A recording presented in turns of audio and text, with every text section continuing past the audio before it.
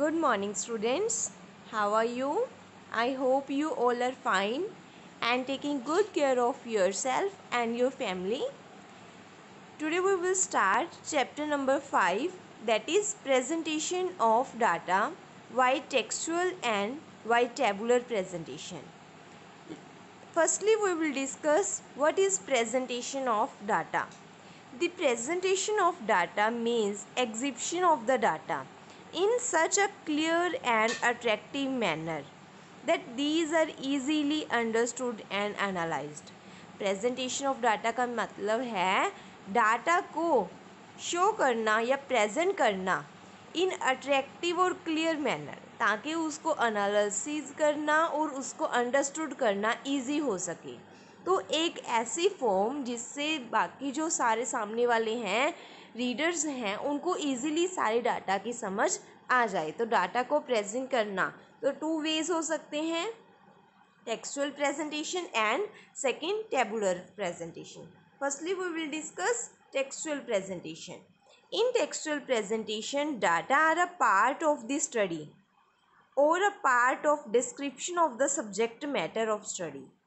Textual presentation में हम data are a part of text का ही एक पार्ट है जिसको हम डिस्क्राइब करते हैं. Such a presentation is also called descriptive presentation. सारे डाटा को, होल डाटा को डिस्क्राइब करना टेक्सचुअल फॉर्म में, वो है टेक्सचुअल प्रेजेंटेशन.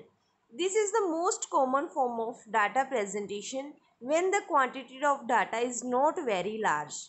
तब हम क्या करते हैं, सारा ही डाटा को हम शो कर देते हैं जैसे हमने कलेक्ट किया एज इट इज़. ओके, तो ये कब पॉसिबल है, जब डाटा ज़्यादा लार्ज, ज़्यादा क्वांटिटी में नहीं होता. For example, in a strike call given by a trade unions. तो ट्रेड यूनियंस ने एक स्ट्राइक की, शू मेकिंग इंडस्ट्री है सिटी ऑफ दिल्ली में. 50% of workers reported for the duty and only 2 of the 20 industries in the city were totally closed. तो देखो ये data क्या है, टेक्सचुअल प्रेजेंटेशन है कि हमने क्या किया, जो भी डाटा था, थोड़ा था डाटा तो हमने सारा ही इन मतलब पैराग्राफ में हमने उसको टेक्सचुअल लिख के उसको सारा शो कर दिया. Second, survey conducted by non government organisation reveal that in state of Punjab area under pulses had tended to shrink 40%, while the area under rice and wheat has tended expand 20% between the years 2001 to 2011. तो ये सारा क्या है, textual presentation है. हमने सारा data क्या किया, राइट करके उसको शो कर दिया, लिख के बता दिया कि जो पल्सेस की प्रोडक्शन है वो 40% कम हो गई. पल्सेस की प्रोडक्शन 40% श्रिंक होगी, मीन्स कम होगी, और वीट और पल्सेस की प्रोडक्शन 20% बढ़ गई. तो हमने क्या किया, इस डाटा को लिख के लाइंस में इसको शो कर दिया. तो ये क्या है, textual presentation. Textual presentation of data is most suitable. ये बिल्कुल ईजी है, लिख के उसको शो कर देना. But when the quantum of data is not very large. इस तरह से पैराग्राफ में, लाइंस में लिखना तभी पॉसिबल है जब डाटा लार्ज क्वांटिटी में नहीं है. अगर डाटा बहुत ज़्यादा है तो उसको ऐसे राइट करके दिखाना मुश्किल है. सो टेक्सचुअल प्रेजेंटेशन कब पॉसिबल है, when data is not very large. तो ये है टेक्सचुअल प्रेजेंटेशन. अब हम करेंगे secondly tabular presentation.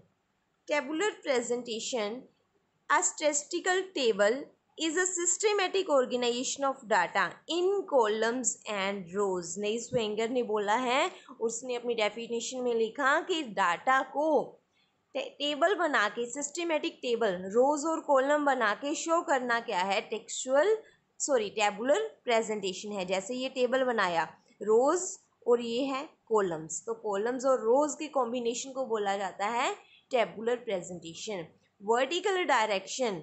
Vertical direction of table are known as columns and horizontal directions are known as rows.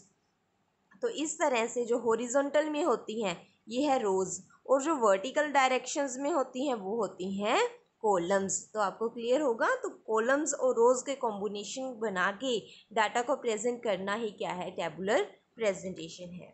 Now we will discuss parts और components of a table. एक table के क्या क्या पार्ट्स हैं, क्या क्या उसमें मेंशन किया जाता है।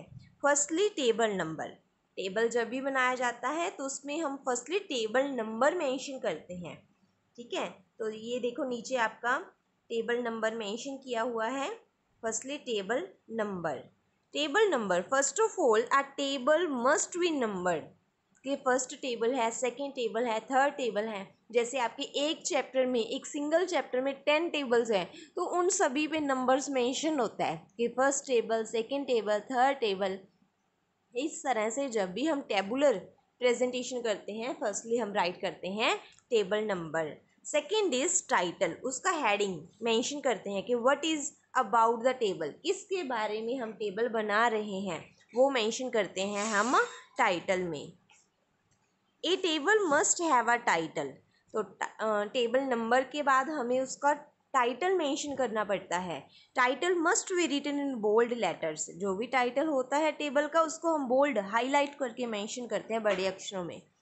It should B attract the attention of the readers. जो भी उसको पढ़े उससे अट्रैक्ट हो, उससे पता चल जाए कि टेबल किसके रिगार्डिंग है। Third is head note. Head note आता है थर्ड नंबर पे। हेड नोट ये देखो नीचे दिखाया हुआ है थर्ड नंबर पे। टेबल नंबर, टाइटल के बाद क्या है, head note. If the title of the if the title of the table does not give complete information, अगर टाइटल से कंप्लीट इन्फॉर्मेशन नहीं मिल रही तो हमें फर्दर इन्फॉर्मेशन कहाँ से मिलती है, हेड नोट से। Head note complete the information in the title of the table. तो टाइटल से कंप्लीट इन्फॉर्मेशन कई बार नहीं मिलती तो हेड नोट में वो एक कंप्लीट इन्फॉर्मेशन मेंशन कर देता है, वो सारी समझ आ जाती है कि टेबल किसके रिगार्डिंग है।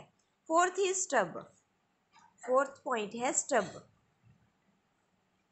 Stub are the title of rows of the table.